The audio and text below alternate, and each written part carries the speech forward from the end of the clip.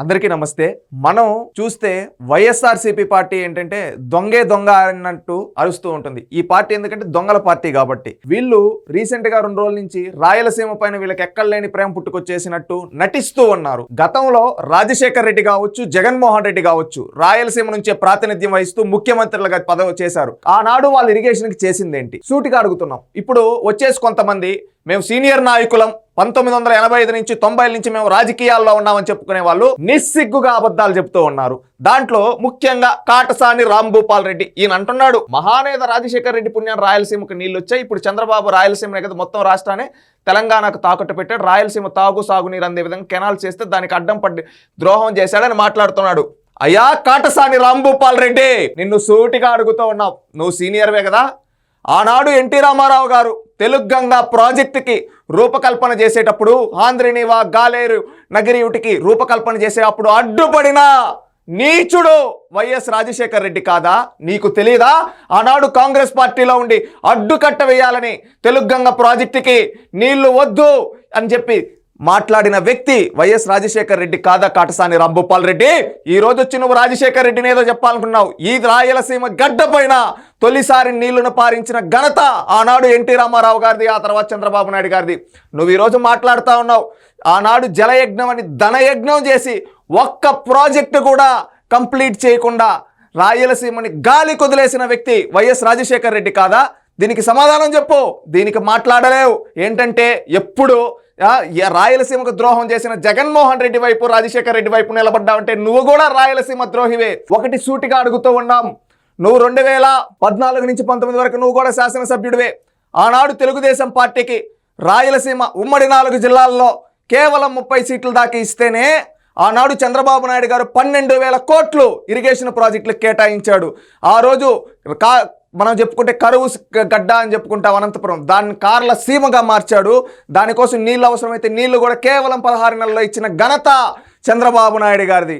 ఈ విధంగా చంద్రబాబు నాయుడు గారు ఇరిగేషన్కి తొలి ప్రాధాన్యత ఇచ్చి ఇరిగేషన్ ప్రాజెక్టులకు ఆనాడు పరుగులు పెట్టిస్తే, జగన్మోహన్ రెడ్డి వచ్చిన తర్వాత 2019 నుంచి 24 వరకు కేవలం సూటిగా అడుగుతున్నాం కాటసాని రాంభూపాల్ రెడ్డి, ఆనాడు కేవలం 2,000 కోట్లే కేటాయించారు. ఇది ద్రోహం కాదా? సమాధానం చెప్పు. ఈరోజు ఏంటంటే నువ్వు బయటకు వచ్చేసి రాయలసీమకు అన్యాయం జరిగిపోతుందని నువ్వు మాట్లాడుతుంటే రాయలసీమ ప్రజలు ఈ వైఎస్ఆర్సీపీ పార్టీ రాయలసీమ ద్రోహుల పార్టీ అంటున్నారు. ఎందుకంటే కేవలం చంద్రబాబు నాయుడు గారు వచ్చిన లాస్ట్ 18 నెలల్లో 8,000 కోట్లు ఒక్క రాయలసీమ ఇరిగేషన్కి కేటాయించారయ్యా. ఆనాడు 12,000 కోట్లు, ఈనాడు 8,000 కోట్లు కేటాయించారు. జగన్మోహన్ రెడ్డి 5 ఏళ్ళు ముఖ్యమంత్రిగా ఉండి ఆనాడు 49 స్థానాలతో, రాయలసీమలో 52 ఉంటే 49 స్థానాలతో కేవలం 2,000 కోట్లకి ఆ రోజు జగన్మోహన్ రెడ్డిని చొక్కా పట్టుకొని నువ్వు ఎందుకు అడగలేకపోయావు? జగన్మోహన్ రెడ్డి నిన్ను నమ్మి 49 సీట్లు ఇచ్చారు. మా కర్నూలు జిల్లాలో 14, పక్కనున్న కడపలో 10, చిత్తూరులో 14, 13, ఉమ్మడి అనంతపురం జిల్లాలో 14, 12 ఇస్తే ఆనాడు చంద్రబాబు నాయుడు గారికి మనం సీట్లు తక్కువ ఇచ్చినా కానీ 12,000 కోట్లు కేటాయిస్తే నీకు 49 ఇచ్చినందుకు నువ్వు ఇంకా ఎక్కువ చేసి 24,000 కోట్లు, 25,000 కోట్లు కేటాయించాలి కదా. ఎందుకు కేటాయించలేకపోయావు? ఆ రోజు అడగలేకపోయావే. ఈ రోజు నీ పదవి కోసం, జగన్మోహన్ రెడ్డి మెప్పు కోసం వచ్చి నువ్వు మాట్లాడుతూ ఉంటే నువ్వు రాయలసీమ ద్రోహివి కాటసాని రాంభూపాల్ రెడ్డి గారు. అది గుర్తుపెట్టుకోండి. ఈయనొకడే కాదు, ఇంకా కొంతమంది ఉన్నారు రాజకీయ నిరుద్యోగులు, రాయలసీమ ద్రోహులు. ఎందుకంటే ఇతను గండికోట శ్రీధర్ రెడ్డి, ఈయన మాట్లాడుతూ ఉన్నాడు. ఈయనున్నాడు శైలజానాథ్. ఏ పార్టీ రాయలసీమను నిట్ట నిలవన ముంచింది చంద్రబాబే అని చెప్పి మాట్లాడుతున్నాడు. ఏమని చూడండి, చంద్రబాబు రాష్ట్రపతులకు జైలు బయటపడిన తర్వాత తనను తాము రక్షించుకు ప్రయత్నం చేస్తున్నాడు. తెలంగాణ రేవంత్ రెడ్డి చెప్పిన రాయలసీమ లిఫ్ట్ ఇరిగేషన్ ఆపేస్తూ చంద్రబాబు మాటిచ్చారా అనేది ముఖ్యమంత్రి బయట పెట్టాలి. రాయలసీమకు చంద్రబాబు చేసిన మోసం గురించి అని ఈ విధంగా మాట్లాడుతున్నావు కదా శైలజానాథ్. సాకే శైలజానాథ్ గారు, మిమ్మల్ని సూటిగా అడుగుతున్నాం. మీరు రాష్ట్ర మంత్రిగా చేశారు, శాసనసభ్యుడిగా చేశారు, పిసిసి అధ్యక్షుడిగా చేశారు. మీకు అవగాహన లేదా? రాయలసీమ లిఫ్ట్ ఇరిగేషన్ పైన ఆ రోజు ఎన్జిటిలో 2020లో కేసులు పడితే 2020 నుంచి 24 వరకు ఆనాడు ముఖ్యమంత్రిగా ఉన్నది జగన్మోహన్ రెడ్డే కదా. దానిపైన ఆ రోజు బలమైన వాదనలో ఎందుకు వినిపించలేకపోయాడు? దానిపైన ఆ రోజు ఎందుకు పోరాడలేకపోయాడు? సూటిగా అడుగుతూ ఉన్నాం శైలజానాథ్ గారు. ఈ రోజు వచ్చి మీ చేతగానితనాన్ని చంద్రబాబు నాయుడు గారి పైన తొయ్యాలంటే రాష్ట్ర ప్రజలు ఎవరో చూస్తూ ఉండరు, రాయలసీమ ప్రజలు చూస్తూ ఉండరు. ఎందుకంటే రాయలసీమ లిఫ్ట్ ఇరిగేషన్ అని చెప్పి కేవలం ప్రకటనలు చేసి ఆనాడు తెలంగాణ ప్రభుత్వం ఎన్జిటిలో కేసేస్తే కనీసం బలమైన వాదనలు నిలిపి కూడా 4 ఏళ్ళు సమయం వృధా చేసింది మీరు కదా. సమాధానం చెప్పు. ఈ రోజు వచ్చేసి రాయలసీమ లిఫ్ట్ ఇరిగేషన్ ఏదో మీరే అన్నట్టు, అంతెందుకు దానికి ముందుగా ఉన్న మచ్చుమరి ఎత్తిపోతల పథకం చంద్రబాబు నాయుడు గారు అన్ని క్లియరెన్స్లు ఇచ్చి ప్రాజెక్టును స్టార్ట్ చేస్తే దానిని పనులను కంటిన్యూ చేయలేకపోయారు మీరు. ఆంధ్రనీవా పనులు కంటిన్యూ చేయలేకపోయారు మీరు. గాలేరు నగరు పనులు కంటిన్యూ చేయలేకపోయారు మీరు. కేసీ కెనాల్ వెడల్పు చేయలేకపోయారు మీరు. ఈ విధంగా చెప్పుకుంటే రాయలసీమలో ఉండే ఇరిగేషన్ ప్రాజెక్టులకు ద్రోహం చేసింది మీరు. ఇంతెందుకో ఆఖరికి బిల్లులు గుర్తుంటాయి కదా, కరెంటు బిల్లులు కట్టలేకపోయారు ఇరిగేషన్ ప్రాజెక్టులకి మీరు. మీ 5 ఏళ్ల ప్రభుత్వంలో జగన్మోహన్ రెడ్డి ఈ రోజు నువ్వు వచ్చి మాట్లాడుతూ ఉన్నావు రాయలసీమ లిఫ్ట్ ఇరిగేషన్. ఫస్ట్ అవగాహన పెంచుకోండి. మీరంతా ఏదో బచ్చాలు కాదు, సీనియర్ రాజకీయ నాయకులు, ఎప్పటి నుంచో రాజకీయాల్లో ఉన్నారు. మంత్రులుగా చేసి, శాసనసభ్యులుగా చేసి, ఒక పార్టీ రాష్ట్ర శాఖలకు అధ్యక్షులుగా చేసి వచ్చిన మీరు ఈ విధంగా అవాస్తవాలు మాట్లాడుతుంటే మనం ఏంటంటే ఎప్పుడో చెప్పుకునే వాళ్ళరా, చరిత్రలో కొంతమంది ద్రోహులు ఉండే వాళ్ళని, నిజమైన ద్రోహులను ఈరోజు మన కళ్ళ ముందు చూస్తూ ఉన్నాం. రాయలసీమ ద్రోహులు వాళ్ళ పదవి కోసం, వాళ్ళ పదవి కాంక్షల కోసం ఈరోజు విషం చిమ్ముతున్నారు. నిజంగా రాయలసీమకు అభివృద్ధి చేసిన చంద్రబాబు నాయుడు గారి పైన వీళ్ళు మాట్లాడుతున్నారు. అవి ఏమీ చేయని రాయలసీమకు అన్యాయం చేసిన జగన్మోహన్ రెడ్డి వైపు వీళ్ళు వకల్తా బుచ్చుకున్నారంటే వీళ్ళు కాదా నిజమైన రాయలసీమ ద్రోహులు? సాకే శైలజానాథ్ గారు, మీరు ఉమ్మడి అనంతపురం జిల్లా వాసి, గుర్తుపెట్టుకో. 2014 ముందు అనంతపురం జిల్లాలో ఎలా ఉందో, ఈ రోజు అనంతపురం జిల్లా ఎలా ఉందో. ఈ రోజు అనంతపురం అంటే దేశానికే కాదు ప్రపంచానికి హార్టికల్చర్ హబ్గా ఈరోజు అనంతపురం తయారైందంటే ఆ రోజు ఇరిగేషన్ ప్రాజెక్టులు ప్రథమంగా ప్రాధాన్యత ఇచ్చింది తెలుగుదేశం పార్టీ కాదా? ఒకప్పుడు కరువు సీమగా మాట్లాడుకునే అనంతపురంలో కార్లు పరిగెత్తిచ్చింది నీ సొంత జిల్లాలో. నీకు తెలీదా? తెలియకపోతే ఒక్కసారి ఇంట్లో నుంచి వచ్చి బయటికి వెళ్ళి చూడు. అనంతపురంలో ఈరోజు హార్టికల్చర్ కానీ డ్రిప్ పైన సబ్సిడీలు కావచ్చు, ఈ రోజు నీళ్ళు ఇచ్చి పంటలు పండించి ప్రపంచానికే ఎక్స్పోర్ట్ చేసే విధంగా తయారు చేసింది తెలుగుదేశం పార్టీ. ఆ డ్రిప్ పైన సబ్సిడీ ఎత్తేసి నీచుడయ్యా జగన్మోహన్ రెడ్డి. తెలుసుకోవయ్యా సాకే శైలజానాథ్. ఇకనైనా అవాక్కులు చవాక్కులు పిలిస్తే ప్రజలు ఎవరూ చూస్తూ ఉండరు. ఇకనైనా ఇలాంటి మాటలు ఆపండి. గడికోట శ్రీకాంత్ రెడ్డి జగన్మోహన్ రెడ్డికి అత్యంత సన్నిహితుడని చెప్పుకుంటాడు. ఈయన గతంలో విప్పుగా కూడా పనిచేశాడు. ఈయన మాట్లాడుతున్నాడు, రాయచోటి వాసి. జగన్మోహన్ రెడ్డి గారు రాయలసీమ ప్రాంత ప్రయోజనాల కోసం కష్టపడ్డారని తెలంగాణ రేవంత్ రెడ్డి స్వయంగా చెప్పారు. చంద్రబాబు మాత్రం రాష్ట్రాన్ని రేవంత్ రెడ్డికి తాకుడు పెట్టి కర్ణాటక తెలంగాణ రాష్ట్ర పలు ప్రాజెక్టులు రాష్ట్రానికి రావాల్సిన నీళ్లు మళ్లింపు చేస్తున్నాయని చెప్పి మాట్లాడుతున్నావు. అయ్యా గడికోట శ్రీధర్ రెడ్డి, నువ్వు 2-3 సార్లు ఎమ్మెల్యేగా చేసావు. అవగాహన లేదా? ఎవరో ఎక్కడో మాట్లాడిన దాన్ని అంటున్నావు. వాస్తవాలే కొద్దాం. రాయలసీమకి ద్రోహం చేసింది, అన్యాయం చేసింది. నువ్వు చెప్పుకుంటావు చూడు, నేను బంటుని అని చెప్పి. ఆ కుటుంబం వైఎస్ కుటుంబం. నాడు వైఎస్ రాజశేఖర రెడ్డి కావచ్చు, నేడు జగన్మోహన్ రెడ్డి కావచ్చు, రాయలసీమని దగా చేశారు. రాయలసీమ గురించి మాట్లాడే నైతిక హక్కు మీకు లేదు. శ్రీకాంత్ రెడ్డి గుర్తుపెట్టుకో. ఎందుకంటే నువ్వు మాట్లాడుతున్నావు కదా ఈరోజు ఈ విధంగానే కర్ణాటకలో ఒక ప్రాజెక్టుకి డ్యాము సైజు పెంచుతుంటే కనీసం వాదనలు వినిపించాలన్నాడు జగన్మోహన్ రెడ్డి ముఖ్యమంత్రిగా ఉండి. ఈ ఎన్జిటి కేసులో ఈరోజు రేవంత్ రెడ్డి మాట్లాడింది ఆయన రాజకీయ అవసరాల కోసం. ఆయన ఏ ఉద్దేశంతో చెప్పాడో అది అందరికీ తెలుసు. శాసనసభలో ఆయన ఏ ఉద్దేశంతో మాట్లాడాడో ఆ తర్వాత హరీష్ రావు గారు కూడా చెప్పారు కదా. హరీష్ రావు గారు కూడా అన్నారు కదా, ఏమని 2020లో రాయలసీమ లిఫ్ట్ ఇరిగేషన్ పైన కోర్టులో ఎన్జిటీలు కేసేసి ఆపింది ఆ ప్రాజెక్టుని బీఆర్ఎస్ పార్టీ అని చెప్పి చెప్పుకున్నారు కదా. దానికి సమాధానం చెప్పు. నువ్వు దానికి సమాధానం చెప్పు.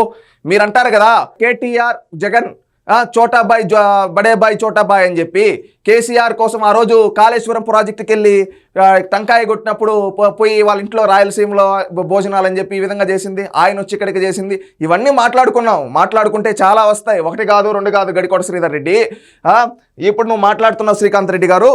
మీరు సూటిగా అడుగుతున్నాం, ఒక రాయలసీమ యువకుడిగా రాయలసీమ నుంచి నువ్వు ప్రాతినిధ్యం వహించావు కదా. 2012 నుంచి 2024 వరకు నువ్వు ఎమ్మెల్యేగా ఉన్నావు కదా. నీకు చరిత్ర తెలీదా? ఆ రోజు 2014 నుంచి 19 వరకు శాసనసభలో ఉండేటప్పుడు చంద్రబాబు నాయుడు గారు ఒక మాట అన్నారు.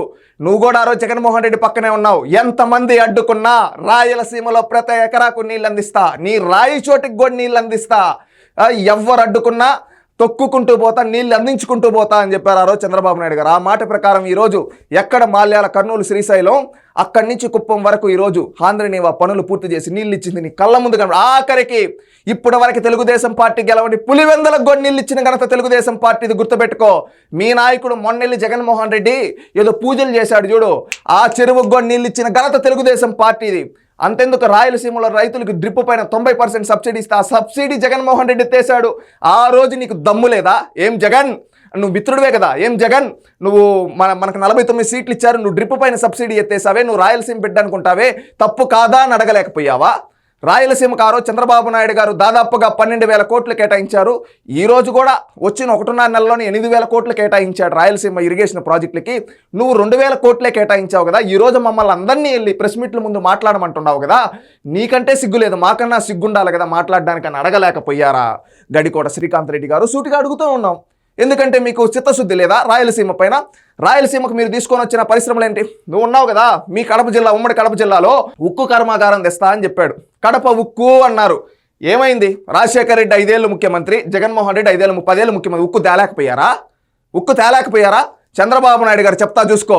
ఆనాడు రాష్ట్ర విభజన తర్వాత అనేక విద్యా సంస్థలు వస్తాయి. సెంట్రల్ యూనివర్సిటీని అనంతపురంలో పెట్టించాం, ఉర్దూ యూనివర్సిటీని కర్నూలులో పెట్టించాం, అదేవిధంగా ఐఐటి, అదేవిధంగా ఐజార్ లాంటివి తిరుపతి, చిత్తూరు జిల్లాలో పెట్టించాం, అదేవిధంగా ఇరిగేషన్ ప్రాజెక్టులకు ప్రథమ ప్రాధాన్యత ఇచ్చాం, ఆ రోజు డ్రిప్ పైన సబ్సిడీ ఇచ్చాం, అదేవిధంగా మీ పులివెందులకు కొన్ని నీళ్ళు ఇచ్చాం. ఇవే కాకుండా ఈరోజు ప్రపంచంలో అతిపెద్ద సోలార్ పార్కుల్లో ఒకటి కర్నూలు సోలార్ పార్క్, అది చంద్రబాబు నాయుడు గారి యొక్క నాయకత్వంలో వచ్చింది. ఈ రోజు కూడా అనేక కంపెనీలు తీసుకొని వచ్చి ఒక ఎలక్ట్రానిక్ హబ్గా, ఒక ఆటోమొబైల్ హబ్గా, ఒక డిఫెన్స్ హబ్గా, ఒక స్పేస్ సిటీగా ఈ విధంగా రాయలసీమను మార్చాలని తెలుగుదేశం పార్టీ కృషి చేస్తూ ఉంటే చూసి ఓరవలేక అడ్డుకుంటున్నారు రాయలసీమ ద్రోహులు మీరు కాదా? శ్రీకాంత్ రెడ్డి, జగన్మోహన్ రెడ్డి, కాటసాని రామ్ భూపాల్ రెడ్డి. సూటిగా అడుగుతూ ఉన్నాం. ఆంధ్రప్రదేశ్ రాష్ట్రంలో ఉండే ప్రజలు, రాయలసీమలో ఉండే ప్రతి ఒక్క యువత ఆలోచించాలి. వీళ్ళ 2 నాలుకల ధోరణి చూడండి. ఆ రోజు రాయలసీమ లిఫ్ట్ ఇరిగేషన్ పైన ఎన్జిటీలో తెలంగాణ ప్రభుత్వం కేసులు వేస్తే 4 ఏళ్ళు ముఖ్యమంత్రిగా ఉండి కనీసం వాదనలు వినిపిలేని అసమర్థుడు జగన్మోహన్ రెడ్డి కాదా?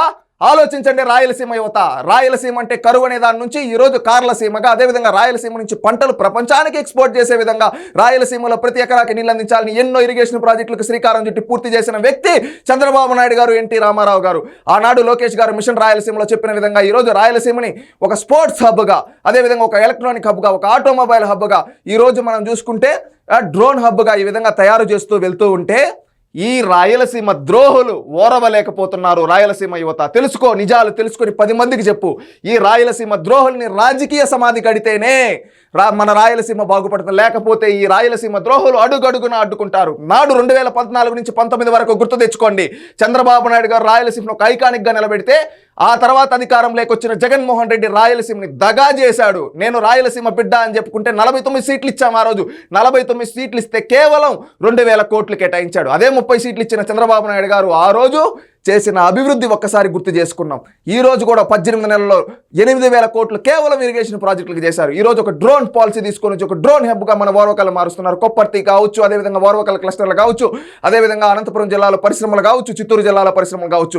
ఈ రోజు పరిశ్రమలు తీసుకొని వచ్చి పరుగులు పెట్టిస్తూ ఉంటే ఈ రాయలసీమ ద్రోహులు రాయలసీమ సెంటిమెంట్ని అడ్డుకొని రాజకీయ ఉనికి కోసం చేస్తున్నారంటే ఇలాంటి వాళ్ళు రాజకీయ ద్రోహులు కాదా? రాయలసీమకు అన్యాయం చేసిన నిజమైన రాయలసీమ ద్రోహులు ఈ వైఎస్ఆర్సీపీ పార్టీ. ఈ వైఎస్ఆర్సీపీ పార్టీని రాజకీయంగా భూస్థాపితం చేస్తేనే మన రాయలసీమ బాగుపడుతుంది. లేకపోతే ఈ రాయలసీమ ద్రోహులు అడుగడుగునా వచ్చి మన రాయలసీమ అభివృద్ధిని అడ్డుకుంటారు. అందుకే ఒక రాయలసీమ యువతగా చెప్తున్నాం, జగన్మోహన్ రెడ్డి గుర్తుపెట్టుకో, నీకు రాజకీయ సమాధి కట్టేది ఈ రాయలసీమ గడ్డ. Please subscribe to Leo news for more videos.